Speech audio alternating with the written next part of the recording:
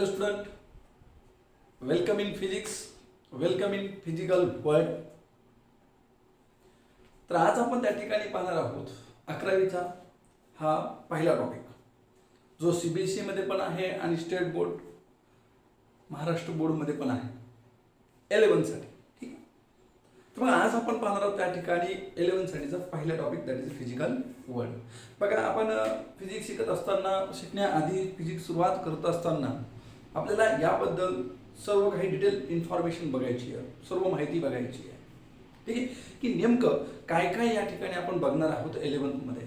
जसं की आपण एखाद्या ट्रिपमध्ये जर गेलो, कुठे एखाद्या ट्रिपला जायचं असेल, कॉलेजच्या ट्रिपमधून जर आपण समजा त्या ठिकाणी जायचं असेल तर आपण पूर्ण ट्रिप प्लॅन करतो की आपल्याला कुठं कुठं जायचं आहे, कोणत्या कोणत्या ठिकाणी व्हिजिट द्यायची आहे, कुठं कुठं स्टे करायचं आहे, म्हणजे कुठे कुठे राहायचं आहे, काय काय बघायचं आहे, मग कुठे गेल्यानंतर काय बघण्यासाठी आहे, किती वेळ लागेल, तिथले रूल्स काय असतील, ह्या सर्व त्या ठिकाणी गोष्टीचा आपण विचार करतो, वेल प्लॅन करतो, लिहून घेतो.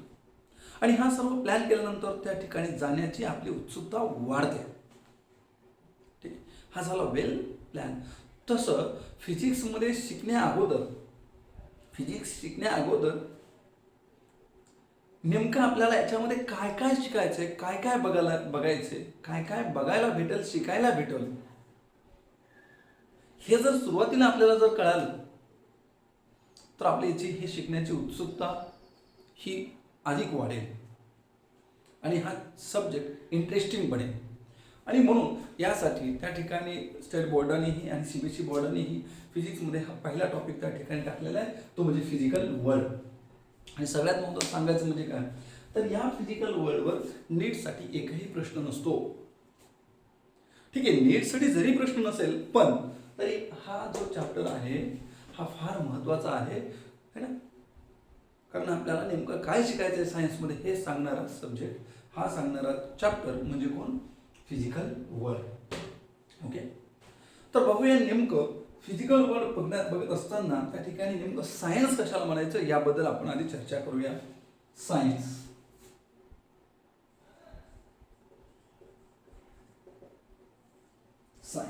ठीक आहे, फार महत्वाचा वर्ड आहे सायन्स.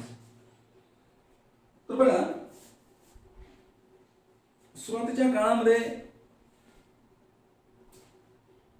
बरेच लोक त्या ठिकाणी काही काही इन्फॉर्मेशन देत होते की जसं की पृथ्वीच्या भोवती सूर्य फिरतो है ना. मग कालांतराने काही लोकांनी सांगितलं की नाही पृथ्वी सूर्याभोवती फिरते. आणि मग त्यांनी लिहून ठेवलं, बरीचशी माहिती लिहून ठेवली. काहींनी ते रूल बनवलेत. त्याच्यानंतर ती जी माहिती लिहून ठेवली त्या व्यक्तीनं, त्यानंतर ती काही कालांतराने बऱ्याच जणांनी वाचली आणि मग त्याच्या पुढे परत विचार केला की नेमकं खरंच या दोन्ही थिअरी वाचल्यात की नेमकं सूर्य फिरतो की पृथ्वी फिरते. मग याच्यावर नंतरच्या काळामध्ये बऱ्याच लोकांनी विचार केला, अभ्यास केला आणि मग एक कन्फर्मेशन, एक त्या ठिकाणी लॉस किंवा एक इन्फॉर्मेशन आपल्याला दिली की सूर्य पृथ्वीभोवती न फिरता पृथ्वी ही सूर्याभोवती फिरते. बऱ्याच लोकांनी त्या ठिकाणी अभ्यास केला होता की पाऊस कसा पडतो, काय होतं, किंवा पाऊस या कालावधीत पडतो, उन्हाळा या कालावधीत असतो, असं काहींना सांगितलं. का फिक्स कालावधी, काही कालांतराने त्याचा अभ्यास करून बऱ्याच जणांनी त्याच्या पुढे ना पुढच्या पिढीने किती वेळ पाऊस पडतो, किती वेळ उन्हाळा असतो, त्याच्या पुढे सांगितलं की पाऊस का पडतो. म्हणजे एका जनरेशनमधून दुसऱ्या जनरेशन, तिसऱ्या जनरेशन, म्हणजे हे सायन्स, हा अभ्यास, हा लॉ पुढे पुढे येत राहिला. ठीक आहे, पुढे पुढे हा लॉ येत राहिला. आणि जसं जसं समोर जाऊ तसं त्याच्यामध्ये अपडेटेशन, तसं नवीन नॉलेज त्या ठिकाणी त्या ॲड होत गेलो.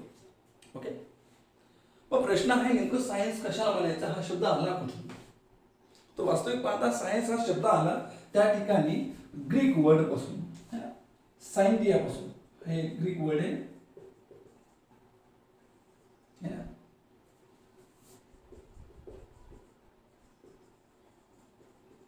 Greek word. आणि याचा अर्थ काय होतो माहिती आहे? याचा अर्थ होतो त्या ठिकाणी टू नो. आणि टू नो म्हणजे काय? तर टू नो म्हणजे नॉलेज. टू नो म्हणजे काय? नॉलेज. लक्षात घ्या, ग्रीक भाषेमध्ये सायंटियाचा अर्थ होतो ग्रीक, म्हणजे ग्रीक भाषेमध्ये सायंटिया शब्दाचा अर्थ होतो त्या ठिकाणी टू नो. टू नो म्हणजे नॉलेज. आणि या सायंटियापासूनच एक वर्ड किंवा शब्द बनला, तो म्हणजे सायन्स. मग बेसिकली सायन्स म्हणजे काय?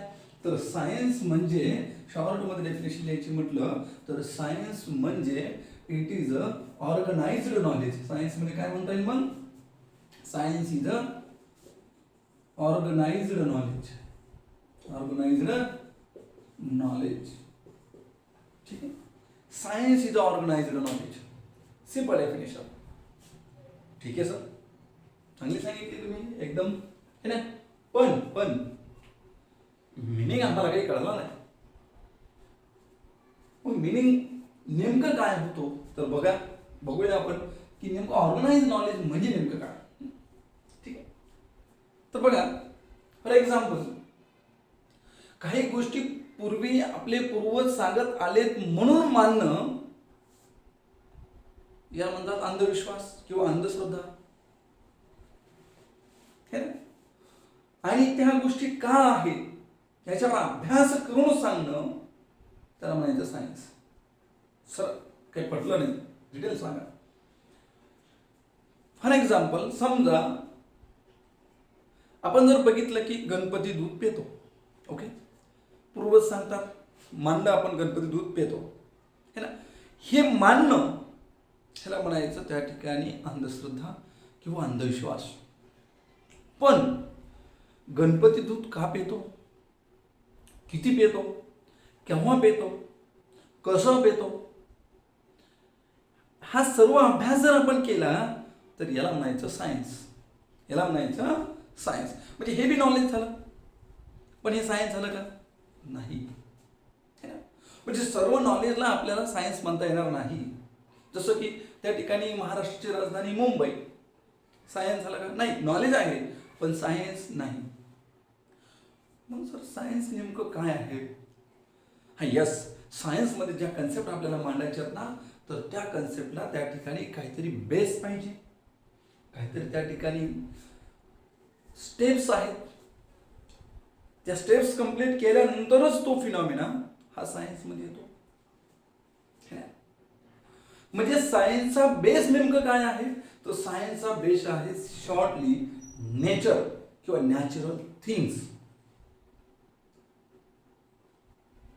म्हणजे नेमकं काय? तर समजा नदी उंचीकडून उताराकडे वाहते, हे झालं नॉलेज. पण या नॉलेजला सायन्स म्हणता येणार नाही. नदी उंचीकडून उताराकडे वाहते, केव्हा वाहते, का वाहते, याचा अभ्यास करणं म्हणजे काय झालं? सायन्स. सूर्याभोवती पृथ्वी फिरते, का फिरते, कितीच्या स्पीडने फिरते, किती अंतरावरून फिरते, किती दिवसात एक फेरी पूर्ण करते, याचा अभ्यास करणं म्हणजे सायन्स. ठीक आहे, सूर्याच्या भोवती पृथ्वी फिरते, अर्थ रिव्हॉल्व अराउंड द सन, अर्थ रिव्हॉल्व अराउंड द सन, हे झालं नॉलेज. पण याला सायन्स म्हणता येणार नाही. Earth revolve around the sun, why, when, what is the speed, what is the radius, what is the time period, this all knowledge. जेव्हा हे सर्व नॉलेज आपल्याला माहिती असेल तेव्हा त्याला म्हणायचं सायन्स. आकाशातून पाऊस पडतो किंवा पाऊस पडणे, आकाशातून पाणी टपकतं, माहिती आहे, ह्याला नॉलेज म्हणता येईल का? हो, याला नॉलेज म्हणता येईल. पण याला सायन्स म्हणता येणार नाही, कारण नॉलेज असणं आवश्यक आहे, पण ते कसं असणं आवश्यक आहे? ऑर्गनाइज्ड असणं आवश्यक आहे. तेव्हा त्या सायन्सला, तेव्हा त्या नॉलेजला आपण म्हणतो सायन्स. म्हणजे सायन्स इज ऑर्गनाइज्ड नॉलेज. फक्त नॉलेज आहे का? नाही. मग काय आहे? तर हे ऑर्गनाइज्ड नॉलेज आहे, है ना? ठीक आहे, थोडंसं लक्ष देऊ लागलं. म्हणजे बघा, मग याच कन्सेप्टच्या आधारावर त्या ठिकाणी आपण 3 ब्रँच बनवलेले आहेत, science, art and commerce. Art म्हणजे कला, क्रिकेट खेळणं कला आहे, चित्र काढणं कला आहे, याचा अभ्यास आर्टमध्ये केला जातो. कॉमर्समध्ये हिशोब वगैरे. तर सायन्समध्ये त्या ठिकाणी स्टडी केला जातो. काय तर सायन्समध्ये स्टडी केलं जातं त्या ठिकाणी study of, it is an organised knowledge. आणि यामध्ये स्टडी केला जातो त्या ठिकाणी नॅचरल थिंग्स. सो सायन्स जे बेस आहे, nature is the base of science. Nature is the base of science.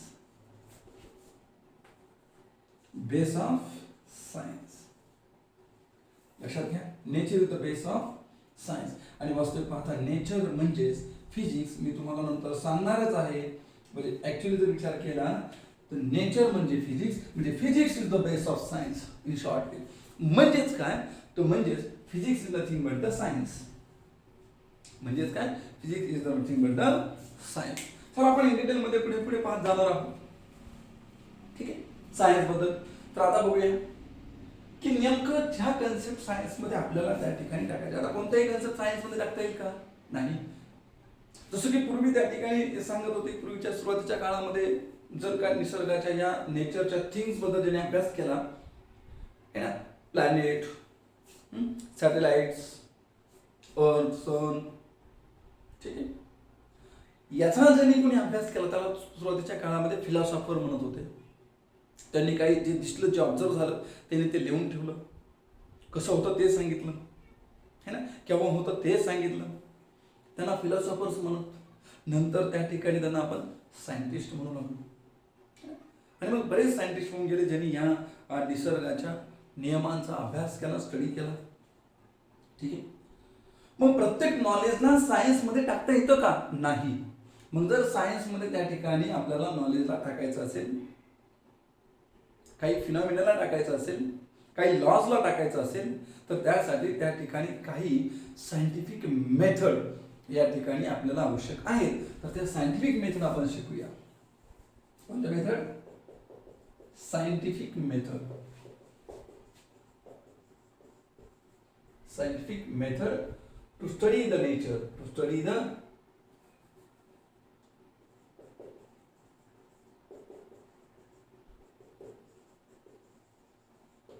Nature means physics. To study the nature means physics or we can say science. म्हणजे जर एखादी गोष्ट सायन्समध्ये टाकायची असेल, फिजिक्समध्ये टाकायची असेल इन शॉर्ट, तर त्या ठिकाणी काही मेथड्स आहेत, त्या स्टेप्स आहेत.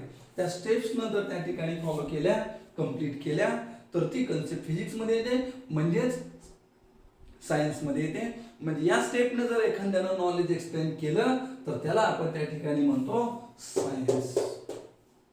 त्याला आपण म्हणतो सायन्स. लक्षात घ्या. ठीक. आता बघा, जसं की सर्वप्रथम आपल्याला असणं आवश्यक आहे ते म्हणजे काय? ऑब्झर्वेशन. काय असणं आवश्यक आहे? ऑब्झर्वेशन. ओके. सर्वप्रथम काय असणं आवश्यक आहे? ऑब्झर्वेशन. की फॉर एक्झाम्पल की असे पाण्याचे जर असे फवारे मारले आणि त्या पाण्याच्या फवाऱ्यावर जर आपण बल्ब लाईट टाकली तर त्या पाण्याच्या फवाऱ्यावर आपल्याला त्या ठिकाणी असे रेनबो दिसतो. काय दिसतो? रेनबो दिसतो, इंद्रधनुष्य दिसतो. ठीक आहे. तिथं 7 कलर असे सेपरेट झाल्यासारखे दिसतात. रेनबो मध्ये काय होतं? 7 कलर सेपरेट होतात, दिसतो. हे जे दिसणं, हे केव्हा दिसणं? ज्याने ऑब्झर्व केलं. काय ऑब्झर्व केलं? की जर समजा पाण्याचा फवारा आपण असा मारला आणि त्याच्यावर जर लाईट अशी टाकली, पाण्याचा फवारा लाईट जर टाकली तर त्या पाण्याच्या फवाऱ्यावर, त्या पाण्यामध्ये त्या ठिकाणी आपल्याला काय दिसतो? रेनबो दिसतो. काय दिसतो? रेनबो दिसतो. तुम्ही हे केव्हा लक्षात येईल? जेव्हा कोणीतरी त्या ठिकाणी काय केले? ऑब्झर्वेशन केलंय है ना. ज्यावेळेस सृष्टीची निर्मिती झाल्यानंतर कोणीतरी असं त्या ठिकाणी आकाशाकडे बघितलं असतं, त्याच्या लक्षात आलं असेल की अरे आकाशातून, ढगातून वरून काय टपकतंय? पाणी टपकतंय है ना. कोणीतरी बघितलं असेल. मग कोणी ऑब्झर्व केलं असेल की हे ढगातून पाणी काही काळ टपकतंय, काही काळ हे पाणी टपकतंय, बऱ्याच दिवस टपकत राहतं.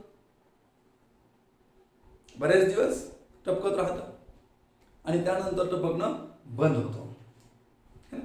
कोणीतरी हे ऑब्झर्व केलं असेल आणि काही काळासाठी हे टपकणं बंद होतं आणि परत काही काळानंतर, ठराविक काळानंतर हे ढगातून पाणी टपकणं सुरू होतं आणि त्याला पाऊस म्हणायचं. असं कोणीतरी ऑब्झर्वेशन केलं असेल आणि ऑब्झर्वेशन करून मग त्यांनी त्या ठिकाणी हे सांगितलं असेल आणि त्यालाच त्या ठिकाणी म्हणजेच सर्वप्रथम सायन्समध्ये एखादी कन्सेप्ट आणण्याची असेल तर काय असणं आवश्यक आहे? ऑब्झर्वेशन. मग हे ऑब्झर्वेशन कोणीतरी केलं की हां, ढगातून पाणी टपकतंय, बऱ्याच वेळ टपकतंय, काही काळ टपकत राहतं, काही दिवस टपकत राहतं, ठीक आहे. आणि मग काही काळ ते टपकणं बंद होतं, नंतर बऱ्याच काळानंतर परत टपकायला सुरुवात होतं, है ना. कोणीतरी हे काय केलं असेल? ऑब्झर्वेशन केलं असेल, ठीक आहे. कोणीतरी हे ऑब्झर्वेशन केलं असेल की पृथ्वीच्या त्या ठिकाणी एका बाजूने असा एक लाल बुंद गोळा असा वर येतो आणि असं गोल फिरत पृथ्वीभोवती गोल फिरत दुसऱ्या बाजून तो त्या ठिकाणी गायब होतो, परत काही कालांतराने परत तो वर येतो, असं कोणीतरी ऑब्झर्वेशन केलं असेल, है ना. आणि मग ऑब्झर्वेशन केल्यानंतर त्यांनी त्याला त्या ठिकाणी नाव दिलं असेल की जेव्हा एकूण हा गोळा लाल बुंद गोळा वर येतो, है ना, इकडे गायब होतो आणि परत उगवतो, तेव्हा त्याला एक दिवस झाला असे म्हणतात. मग हे एक दिवस त्यांनी कसं सांगितलं? जेव्हा त्यांनी काय केलं? ऑब्झर्वेशन केलं. तसं ढगातून पाऊस पडतोय, पाणी टपकतंय, हे सुरुवातीला कोणीतरी काय केलं असेल? ऑब्झर्वेशन केलं असेल. कारण ऑब्झर्वेशन हे फार महत्वाचं आहे सायन्समध्ये. त्यामुळे तुम्ही हे शिकत असताना, स्टडी करत असताना तुमचं ऑब्झर्वेशन पण तसंच पाहिजे. ऑब्झर्वेशन फार महत्वाचं आहे. Okay, so first one observation, है ना. मग कोणीतरी बघितलं असेल की ढगातून पाणी टपकतं, ऑब्झर्वेशन. ओके, त्यानंतर मग केलेलं ऑब्झर्वेशन त्या ठिकाणी जर त्यानं एक्सपेरिमेंटली करून बघितलं, जे घडतंय ते एक्सपेरिमेंटली जर त्याने केलं, हे एक्सपेरिमेंट पण कसं असलं पाहिजे? कंट्रोल एक्सपेरिमेंट असलं पाहिजे. कसं असलं पाहिजे? Control the experiment.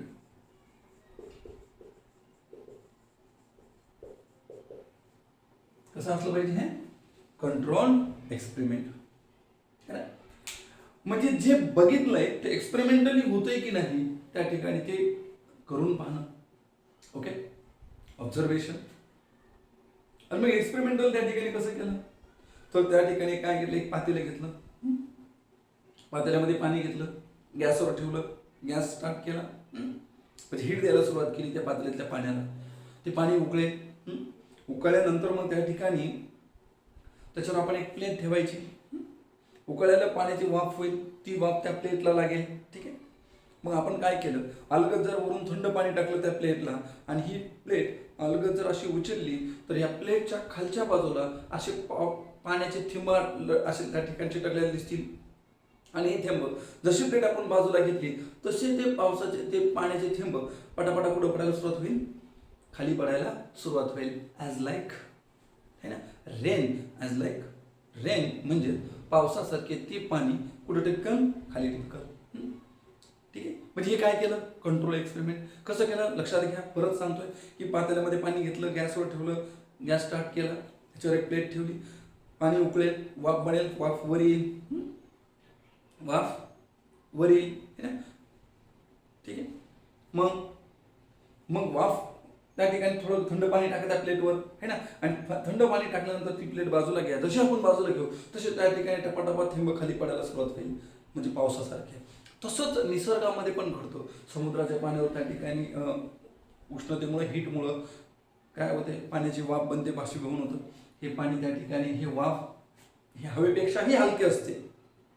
Water vapour हे हवेपेक्षाही हलके असते.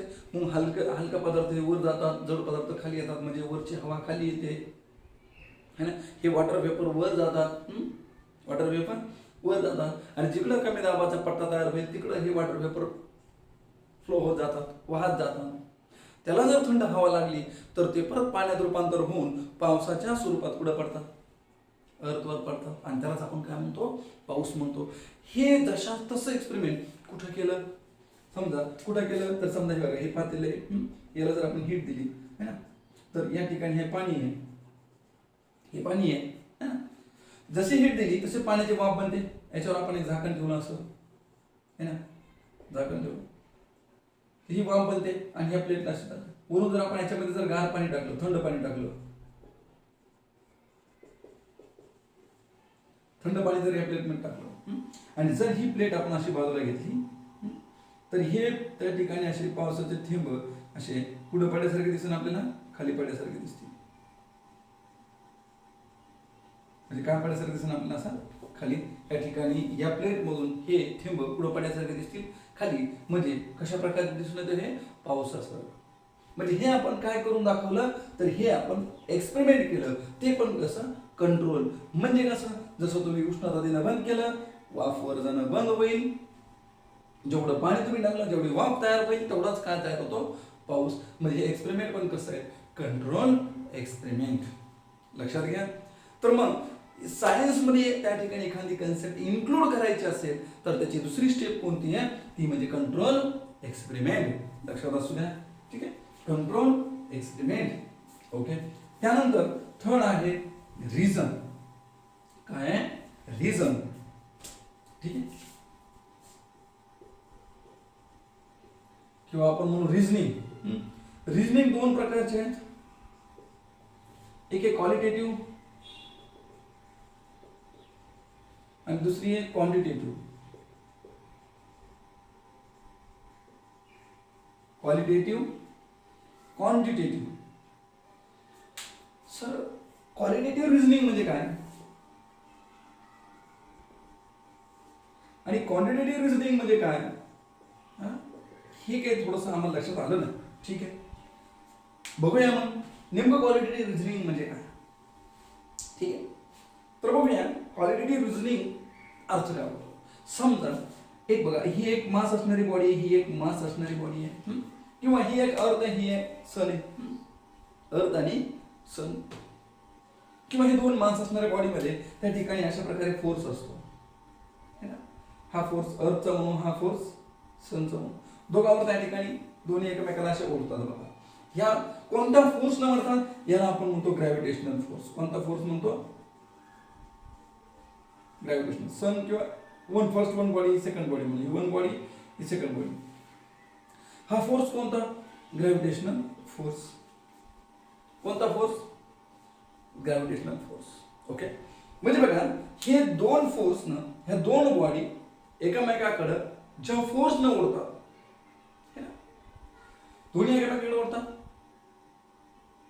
कोणत्या फोर्स न ओढतात, ग्रॅव्हिटेशनल फोर्स न ओढतात. मग यांच्यामध्ये काय क्वालिटी आहे, तर दोघा एकमेकांना मास असणाऱ्या बॉडीला अट्रॅक्ट करण्याची क्वालिटी आहे.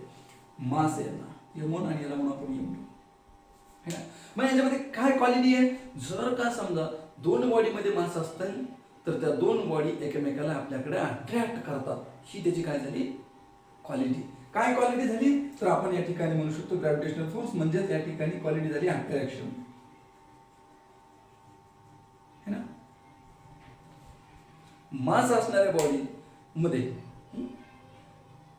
त्या ठिकाणी काय होतं, तर फोर्स तयार होतो. कोणता, अट्रॅक्टिव्ह फोर्स, म्हणजे अट्रॅक्शन तयार होतो. ओके. तर ही झाली त्यांच्यामधली क्वालिटी. ओके. आता क्वांटिटी रिझनिंग काय, काय रिझन, दोन बॉडी एकमेकांकडे अट्रॅक्ट होतात, याचं कारण काय कळालं, तर याचं कारण आहे ग्रॅव्हिटेशनल फोर्स. है ना. म्हणजे रिझन कळालं की मास असणाऱ्या बॉडीमध्ये एक फोर्स असतो, तो म्हणजे कोण, ग्रॅव्हिटेशनल फोर्स असतो. आणि तेच त्याचं काय झालं, अट्रॅक्ट होण्याचं कारण झालं, क्वांटिटेटिव्ह रिझनिंग. ओके. ठीक आहे. जसं की पाऊस का पडतो, रिझन काय आहे, तर जेव्हा हीट दिल्यानंतर मॉलिक्यूल असे सेपरेट होतात. वॉटर मॉलिक्यूल काय होतात, सेपरेट होतात. सेपरेट झालेले वॉटर मॉलिक्यूल हे हलके बनतात. लक्षात, हीट दिल्यानंतर मॉलिक्यूल काय होतात, सेपरेट होतात. का सेपरेट, कारण हीट दिल्यानंतर त्या मॉलिक्यूलची काय वाढते, एनर्जी, म्हणून ते सेपरेट झाले. सेपरेट झाल्यानंतर ते काय होतात, हलके होतात. आणि हलके झाल्यामुळे कुठे गेलं, वरती. म्हणजे ही कोणती रिझनिंग झाली, क्वालिटेटिव्ह रिझनिंग. तसं या दोन बॉडीमध्ये कोणती काय रिझन आहे, तर ग्रॅव्हिटेशनल फोर्स हे रिझन आहे, जे ज्यामुळे ते काय होतात, अट्रॅक्ट होतात. ओके.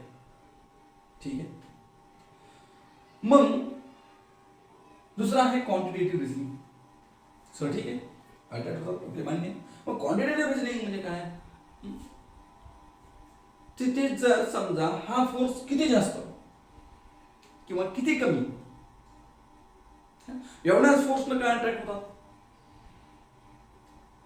जसं की त्या ठिकाणी समजा हा एक सन आहे, समजा अर्थ आहे, इकडं सन आहे, ही अर्थ आहे, इथे एक बॉडी अशी, या बॉडीला मास आहे, या बॉडीला अर्थच का आवडते, सन का नाही आवडत, है ना?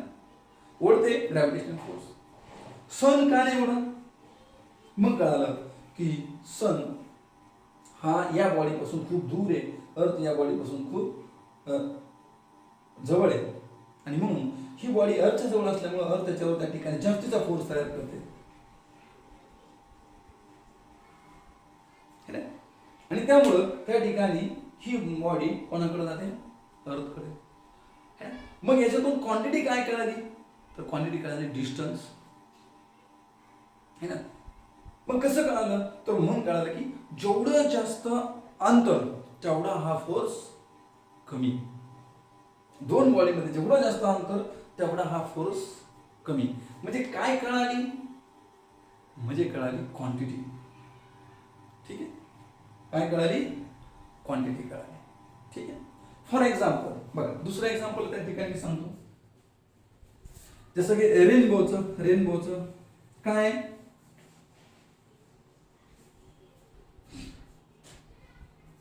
ओके. समजा या ठिकाणी अशा प्रकारे आपण पाण्याचे फवारे बनवलेत, है ना, आणि यावर आपण काय इन्सिडेंट केलेली आहे, लाईट, है ना. आणि इथं आपण असं बघतो, इथं आपण याच्याकडे बघितले तर आपल्याला या ठिकाणी काय दिसतील, तर आपल्याला या ठिकाणी रेनबो दिसतो, असं 7 कलर सेपरेट झाल्यासारखे दिसतात, 7 कलर रेनबो दिसतो इथं आपल्याला. ओके, रेनबो दिसतो. ठीक आहे. का दिसतो, कारण पहिलं कारण क्वालिटेटिव्ह. काय क्वालिटी, तर पाण्याचे असे गुणधर्म आहे की तो लाईटच्या कलरला सेपरेट करतो. म्हणजे याचा अर्थ असा की लाईटमध्ये सनलाईट ही कॉम्बिनेशन आहे. Sunlight is a combination of different colour, that is a 7 colour. 7 colour पासून सनलाईट बनलेली असते. ठीक आहे. आणि जेव्हा ही पाण्यात जाते तेव्हा पाण्याची काय क्वालिटी आहे, तर या सनलाईटच्या या कलरला, समजा असे कलर आहेत, हे अशी लाईट आली सनलाईट, जशी पाण्यात एंट्री केली तसे त्या ठिकाणी कलर काय झाले, सेपरेट झाले. काय झाले, कलर सेपरेट झाले. मग कलर सेपरेट करण्याची क्वालिटी कोणाची आहे, वॉटरची. लक्षात नाही, ही झाली क्वालिटेटिव्ह रिझनिंग की रेनबो का दिसतो, तर सनलाईट त्यावेळेस पाण्यावर जातो, त्यावेळेस पाणी त्या कलरला सेपरेट करतो आणि म्हणून आपल्याला रेनबो दिसतो. Quantitative reasoning. सर मग केव्हाही का दिसत नाही. ठीक आहे. जर तुम्ही रेनबो बघितला असतं तर समजा 4 ते 3:30 ते 4:30 ते दरम्यान आपल्याला सहसा रेनबो दिसतो बघा. त्यावेळेस पाऊस या दिशेला असेल, पूर्वेकडे पाऊस असेल, पश्चिमेकडे सूर्य असेल, 4 ते 3:30च्या दरम्यान, 4:30च्या दरम्यान तेव्हा दिसतो. नेहमी का दिसत नाही सर, ह्याचं कारण असं आहे की जेव्हा या पार्टिकलमध्ये किंवा या पार्टिकल कडून येणारी लाईट कुठं आपल्या डोळ्यावर किती अँगल आली पाहिजे, 52 डिग्री आली पाहिजे. किती डिग्रीनं, 52 डिग्रीनं. म्हणजे त्या पाण्यावर ज्यावेळेस ही सनलाईट आढळलेली सनलाईट, ती लाईट त्या पाण्यापासून आपल्याकडं किती अँगल आली पाहिजे, तर ती लाईट त्या ठिकाणी आपल्याकडं 52 डिग्रीनं आली पाहिजे. किती डिग्रीनं आली पाहिजे, 52 डिग्रीनं आपल्याकडे आली पाहिजे. आपल्या डोळ्यावर ही लाईट पडली पाहिजे. तेव्हा आपल्याला हे कलर सेपरेट झालेले दिसतात, म्हणजेच रेनबो दिसतो. है ना. क्वांटिटी म्हणजे किती, काय नेमकं काय, किती कलर, किती, तर क्वांटिटी म्हणजे एवढ्या अँगलनं जर ही लाईट पडली तरच आपल्याला त्या ठिकाणी रेनबो दिसतो. याला म्हणतात क्वांटिटेटिव्ह रिझनिंग. काय म्हणतात, क्वांटिटेटिव्ह रिझनिंग. तर अशा प्रकारे या ठिकाणी ही तिसरी स्टेप जेव्हा आपण एखादे फिनॉमिना एक्सप्लेन करत असताना त्या फिनॉमिनाबद्दल सांगतो, निसर्गाचा, नेचरचा फिनॉमिना. सायन्समध्ये कन्सेप्ट येणं म्हणजे नेचरचे फिनॉमिना येणं, वेगळं काहीही नाही. ठीक आहे. जर आपण विचार केला तर याच्यामध्ये सायन्स सांगणं म्हणजे ओनली नेचर बद्दल. मग नेचर काय, बऱ्याच जणांना प्रश्न असतो, नेचर नेचर नेचर काय आहे. तर हे सॅटेलाइट, हे त्या ठिकाणी स्टार्स म्हणजे चांदणे असेल, सॅटेलाइट असेल, सूर्य असेल, आकाश असेल, पाणी असेल, धरती असेल, जेवढं जे काही आपल्याला आपल्या आजूभोवती दिसतंय, अवतीभोवती दिसतंय, ते म्हणजे एक प्रकारचं काय आहे, नेचर आहे. डोंगर, दर्या हे सर्व काय आहे, नेचर आहे. ठीक आहे. तर मग या नेचर बद्दल जे काही फिनॉमिना आपण स्टडी करू, that all are the science. पण हे फिनॉमिना सांगत असताना त्या ठिकाणी ह्या काही स्टेप जर आपण सांगितल्या तर तो फिनॉमिना सायन्समध्ये इन्क्लूड केल्या जातो, लक्षात असू द्या. ठीक आहे. तर third one is the reasoning. Two types of reasoning, quantitative reasoning qualitative reasoning and quantitative reasoning. ठीक आहे.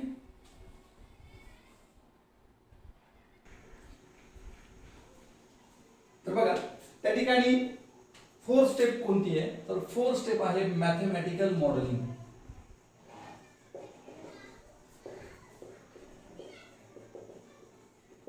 ही स्टेप पण फार महत्त्वाची आहे, मॅथमॅटिकल मॉडेलिंग. म्हणजे बघा ऑब्झर्वेशन सांगितलं, कंट्रोल एक्सपेरिमेंट सांगितलं, रिझनिंग सांगितली. आता याचे काय आवश्यक आहे, मॅथमॅटिकल मॉडेलिंग. जसं की मी त्या ठिकाणी तुम्हाला सांगितलं की एखादी बॉडी आहे. आता समजा आपण हा पेन आहे, हा पेन वर फेकला.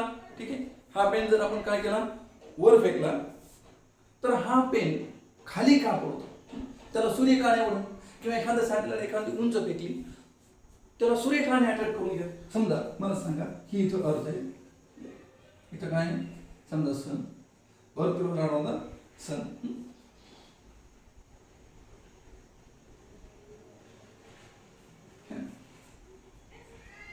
तर आता आपण बघा ही अर्थ आहे, इथे एक बॉडी आहे. समजा अर्थ पासून बॉडी फेकली, तर ह्या एम एवढ्या बॉडीला सन, mass of sun, mass of earth. अर्थ परत वापस का उडते, सन का नाही उडत, किंवा आपण म्हणू त्या ठिकाणी इथं मून बघू, मून सांगू. ठीक आहे. मास ऑफ मून, अर्थ का उडते, मून का नाही उडत. कारण असं आहे की अर्थनं ओढलेला जो फोर्स आहे, फोर्स ऑफ अर्थ या बॉडीवरचा, आणि फोर्स ऑफ मून यापैकी फोर्स ऑफ अर्थ जास्त आहे आणि फोर्स ऑफ मून कमी आहे. ठीक आहे. सर मग मला सांगा केव्हा मून बॉडीला ओढून घेईल. ठीक आहे. जेव्हा फोर्स ऑफ मून जास्त असेल अर्थपेक्षा. परत प्रश्न केला, सर फोर्स ऑफ मून म्हणजे फोर्सनं मूनचा फोर्स बॉडीवर केव्हा जास्त असेल. आता हे सांगण्यासाठी त्या ठिकाणी कशाची आवश्यकता आहे, तर मॅथमॅटिकल मॉडेलिंगची. आणि याच्यावर त्या ठिकाणी स्टडी करणारे भरपूर सायंटिस्ट आहेत. त्यापैकी त्या ठिकाणी एक न्यूटन्स आहे. आजही आपण त्या न्यूटन्सचे बरेच रूल्स, नियम, लॉज स्टडी करतो. न्यूटन सरांनी दिलेले बरेचसे लॉज त्या ठिकाणी आजही खरे आहेत, आजही त्या ठिकाणी लागू पडतात, आजही आपण ते स्टडी करतो. मग न्यूटन सरांच्या आधी कुणी अभ्यास केला नाही का याच्यावर? यस, केला. बरेच सायंटिस्टने केला, खूप सायंटिस्ट. पण फायनल थिअरी ही कोणी दिली? न्यूटन. सर मग सायन्स मध्ये सगळं थिअरी फायनल असतात का? नाही, कोणतीही थिअरी सायन्स मध्ये फायनल नाहीये, कोणताही लॉ सायन्स मध्ये फायनल नाहीये. प्रत्येक थिअरी, प्रत्येक लॉ हा त्यामध्ये चेंज होऊ शकतो. नवीन नवीन संशोधन होऊन या लॉ मध्ये बदल घडू शकतात. सायन्स मध्ये कोणतीही कन्सेप्ट फायनल नाहीये. ठीक आहे. म्हणजे सायन्सच्या डिस्कव्हरीला स्टॉप नाहीये, नवीन नवीन येत राहणार. ठीक आहे. तर बघा पण हा फोर्स कसा काढायचा, तर मग न्यूटन्सनं त्या ठिकाणी न्यूटन साहेबांनी आपल्याला एक फॉर्म्युला दिला की हा फोर्स काढायचा मास m1 इंटू m2 अपॉन दोघांमधला अंतराचा स्क्वेअर. मग असं निदर्शनात आलं की या ठिकाणी केव्हा फोर्स मूनचा जास्त होईल, जेव्हा ही बॉडी या ठिकाणी इथून असताना आपण जर मूनच्या जवळ नेली, एक वेळ अशी येईल बघा. म्हणजे या ठिकाणी ह्या फॉर्म्युल्यावरून ठरवलं जाईल की केव्हा अर्थचा फोर्स जास्त आहे आणि केव्हा मूनचा फोर्स जास्त आहे. म्हणजे कशाची गरज आहे? मॅथमॅटिकल मॉडेलिंगची गरज आहे. मग आईन्स्टाईनने मॅथमॅटिकल मॉडेलिंग केली. ठीक आहे. तेव्हा कुठंतरी ठरवलं आलं की कोणाचा फोर्स जास्त आहे, कोणाचा फोर्स कमी आहे. आणि म्हणून अर्थचा फोर्स जास्त या फॉर्म्युल्याने काढला आणि म्हणून ही बॉडी कोणाकडे आली? अर्थकडे आली. ठीक आहे. मग मॅथमॅटिकल मॉडेलिंग केली. मग या मॅथमॅटिकल मॉडेलिंगच्या साह्यानं त्या ठिकाणी सायंटिस्ट हे भविष्यवाणी करतात. आजही आपण भविष्यवाणी पाहतात है ना. की जसं पाऊस केव्हा सुरू होईल, मान्सून केव्हा सुरू होईल, किंवा पाऊस कोणत्या ठिकाणी केव्हा येईल, कुठं चक्रीवादळ तयार झालेत, कुठं सुनामी येण्याची शक्यता आहे, हे काय आहे ह्या भविष्यवाणी कशाच्या आधारे केलेल्या आहेत, तर ओनली ऑन सायन्स. कशाच्या आधारे केलं, फक्त सायन्सच्या आधारे, म्हणजे या काही मेथडच्या आधारे, म्हणजेच या मॅथमॅटिकल मॉडेलिंगच्या आधारे. लक्षात घ्या, मॅथमॅटिकल मॉडेलिंगच्या आधारे आपण काय करू शकतो, तर भविष्यवाणी करू शकतो. ठीक आहे, जसं की त्या ठिकाणी एखाद्या कारचं आपण ब्रेक दाबलं, एखादी कार आहे, हे जर ब्रेक दाबलं, किती लांब जाऊन थांबल, किती अंतरावर जाऊन थांबल, है ना, स्टॉप होईल, किती अंतरावर जाऊ, है ना, मग किती अंतरावर जाऊन थांबल, म्हणजे काय सांगितली, भविष्यवाणी. पण कशाच्या सहाय्याने सांगितली, कशाच्या आधारावर सांगितली, सायन्सच्या आधारावर, म्हणजेच मॅथमॅटिकल मॉडेलिंगच्या आधारावर. इथं त्यासाठी फॉर्म्युला काढला, S = v² - u² upon 2a. या मॅथमॅटिकल मॉडेलिंग, या मॅथमॅटिकल फॉर्म्युल्याच्या आधारे त्या ठिकाणी सांगितलं की ही गाडी कुठं किती अंतरावर जाऊन स्टॉप होईल. यासाठी इनिशियल गाडी कितीच्या स्पीडनं चालली, या गाडीची इनिशियल स्पीड माहित पाहिजे, यू माहित पाहिजे, फायनली जाऊन तर थांबणारच आहे. मग या व्यक्तीनं ब्रेक दाबलं म्हणजे काय तयार केलं, ऍक्सेलरेशन. तर मला सांगा, ऍक्सेलरेशन म्हणजे काय, फोर्स अपॉन मास. ह्या व्यक्तीनं त्या ठिकाणी ब्रेक दाबलं म्हणजे फोर्स लावला. आता फोर्स लावला म्हणजे जेवढा फोर्स लावला तेवढा ऍक्सेलरेशन. मग ऍक्सेलरेशन किती आहे इथं ठेवा, त्यावर कोण भेटेल तुम्हाला, डिस्टन्स. म्हणजे या सगळ्या काही कन्सेप्टच्या आधारावर आपण काय करू शकतो, भविष्यवाणी करू शकतो की मी ब्रेक लावल्यानंतर इतक्या अंतरावर जाऊन गाडी काय होईल, थांबेल. लक्षात घ्या. किंवा गाडीमध्ये एवढं पेट्रोल टाकल्यानंतर गाडी एवढ्या लांब जाऊ शकते. काय केली हो, भविष्यवाणी केली. पण कशाच्या आधारावर, तर ती केली त्या ठिकाणी मॅथमॅटिकल मॉडेलिंगच्या आधारावर. तर यालाच आपण म्हणतो त्या ठिकाणी प्रेडिक्शन. काय म्हणतो, prediction. So this is the 5th step of the scientific method. Scientific मेथडची किती स्टेप आहे, 5वी स्टेप आहे. त्याच्यामध्ये प्रेडिक्शन करू शकतो, त्याच्यामध्ये भविष्यवाणी करू शकतो की आपण किती दूरवर जाऊ शकतो. ठीक आहे, तर बघा, प्रेडिक्शन म्हणजे भविष्यवाणी करणं, आणि याचं हे पूर्ण कशाच्या आधारावर आहे, बेस्ड ऑन फॉर्म्युला और मॅथमॅटिकल मॉडेलिंग.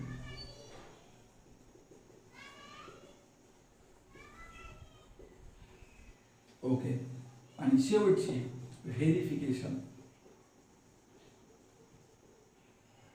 आता व्हेरिफिकेशन म्हणजे काय, की समजा आपल्याला काय करायचं आहे, हा मून आहे, ही अर्थ आहे, अर्थवरून बॉडीला आपल्याला कुठं सोडायचं आहे, मूनवर, है ना, मूनवर सोडायचं आहे. अर्थवरून बॉडीला कुठं न्यायचं आहे, मूनवर न्यायचं आहे.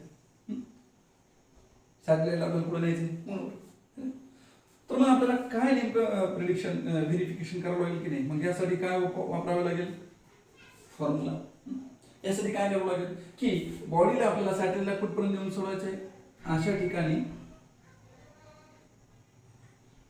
बॉडीला अशा ठिकाणी नेऊन सोडायचं की जिथं फोर्स न लावलेला, अर्थ न लावलेला फोर्स,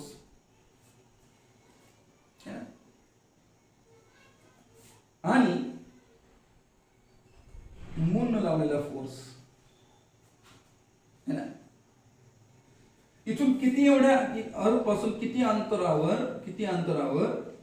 अर्थ न लावलेला फोर्स हा मून पेक्षा थोडासा काय असेल, कमी असेल. मून पेक्षा हा फोर्स थोडासा काय असेल, कमी असेल. किती अंतरावर, है ना, तर मग आपण त्या ठिकाणी समजा हे विचार करतो,